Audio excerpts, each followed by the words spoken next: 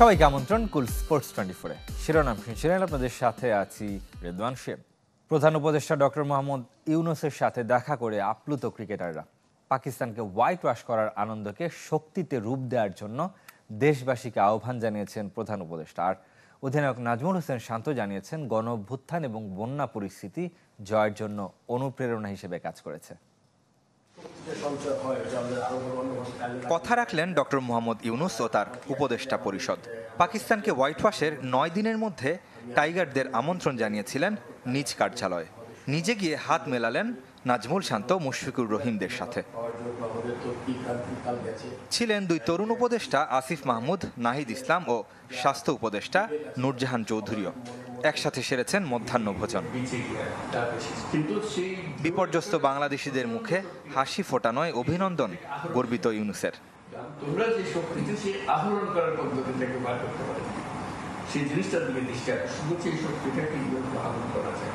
তোমরা যে আজকে একটু উল্লাস করে দিলে, এই শক্তিটা তো জাতির শক্তি, কিন্তু সেই জাতির শক্তিটাকে প্রয়োগ করা, আহরণ করা, তারপরে আরো উচ্চ ধাপে নিয়ে যাওয়া, সেটাই হচ্ছে।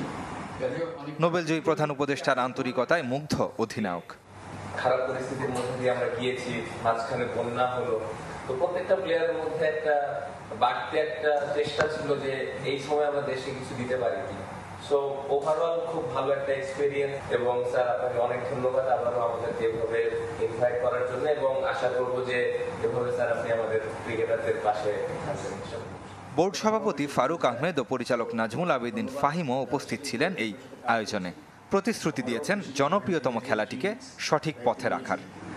আপনি যেভাবে, আমি ছোট পরিসরে চেষ্টা করছি, অনেক কিছু অনিয়ম ছিল, তো সব কিছু আস্তে আস্তে অ্যাড্রেস করার চেষ্টা করছি ক্রিকেট বোর্ডে। আশা করি সফল হব। অ্যান্ড নাথিং লাইক যে কাজ সবচেয়ে ভালো করে আমাদের খেলোয়াড়রা, এই কাজটা সে কন্টিনিউ করবে। প্রধান উপদেষ্টার কার্যালয়ের বাইরে হাস্যোজ্জ্বল ফটো সেশনে এক হয়েছিলেন সবাই। মুশফিককে জড়িয়ে ধরার ছবিটাও তোলা থাকবে ভবিষ্যতের জন্য। রেদওয়ান শেব, চ্যানেল 24, ঢাকা। নারী দলের শ্রীলঙ্কা সফরের খবর জানাবো। প্রথম টি-20-তে 7 উইকেটে জিতেছে বাংলাদেশ। 5 ম্যাচ সিরিজে 1-0-তে এগিয়ে গেল সফরকারীরা। পিসারা ওভালে টস জিতে ফিল্ডিংয়ের সিদ্ধান্ত নেয় বাংলাদেশ। এ দলের ব্যানারে খেলা জাতীয় দল। তবে ব্যাট হাতে শুরুটা দারুণ করে শ্রীলঙ্কা। দুই উদ্বোধনী ব্যাটার কুশিনী নুথায়াঙ্গা ও নেথমি পূর্ণা গড়েন 72 রানের জুটি, কিন্তু কুশিনী 43 আর নেথমি 27 রানে ফিরলে ভাঙে পরে লঙ্কানদের ব্যাটিং লাইন আপ। বাংলাদেশের নিয়ন্ত্রিত বোলিংয়ে 7 উইকেটে 112 রানের বেশি করতে পারেনি। ফাহিমা খাতুন নেন 12 রান খরচায় 3 উইকেট।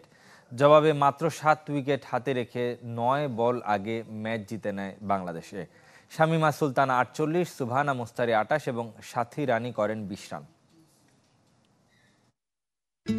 এলো instant milk powder happy cow, যেমন সাশ্রয়ী তেমনি পুষ্টিগুণে ভরপুর।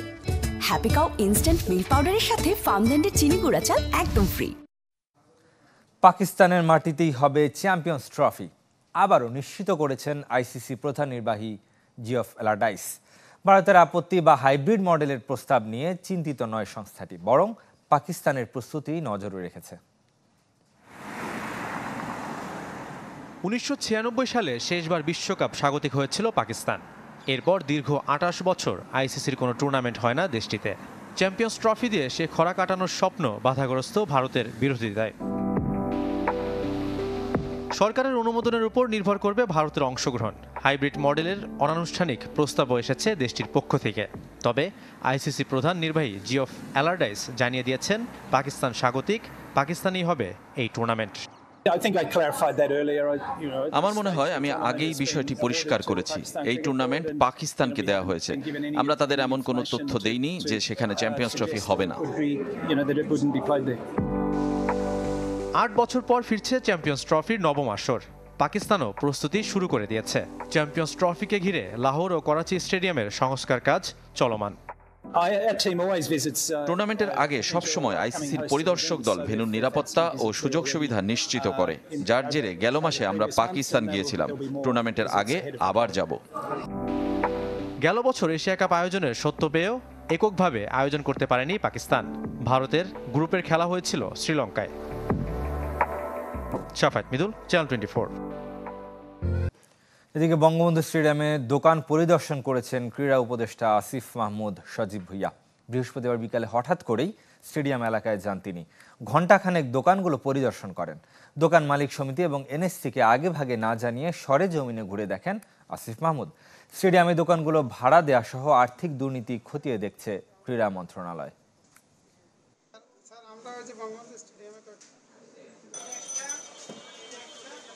আমি একটু হালনাগাদটা দেখতে চাইলাম আর কি, আসলে কি অবস্থা।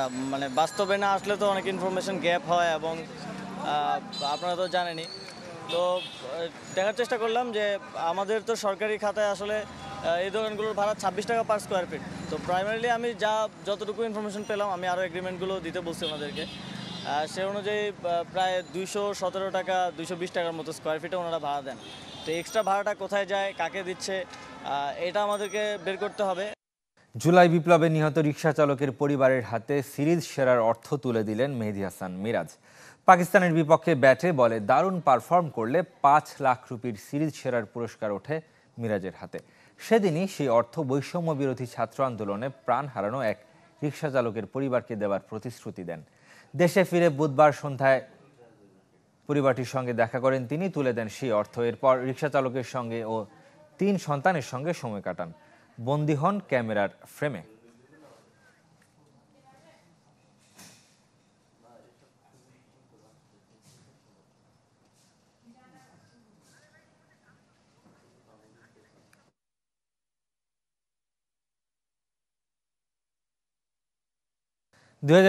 সালে সবচেয়ে বেশি আয় করা টেনিস খেলোয়াড় ইয়ানিক সিনার এই বছর টেনিস খেলে $10.5 মিলিয়ন আয় করেছেন ওয়ার্ল্ড নাম্বার 1 টাকায়, যার পরিমাণ 126 কোটিরও বেশি, যা কিনা নোভাক জকোভিচ, রাফেল নাদাল আর এমা রাদুকানুর আয়ের দ্বিগুণেরও বেশি।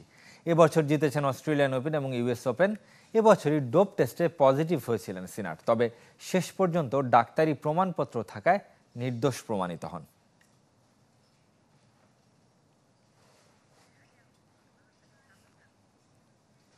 এরই সাথে শেষ করব কুল স্পোর্টস 24। খেলা সব আপডেট ও রিপোর্টগুলো দেখতে ভিজিট করুন facebook.com/sports24 team এই পেজে। ধন্যবাদ সাথে থাকার জন্য।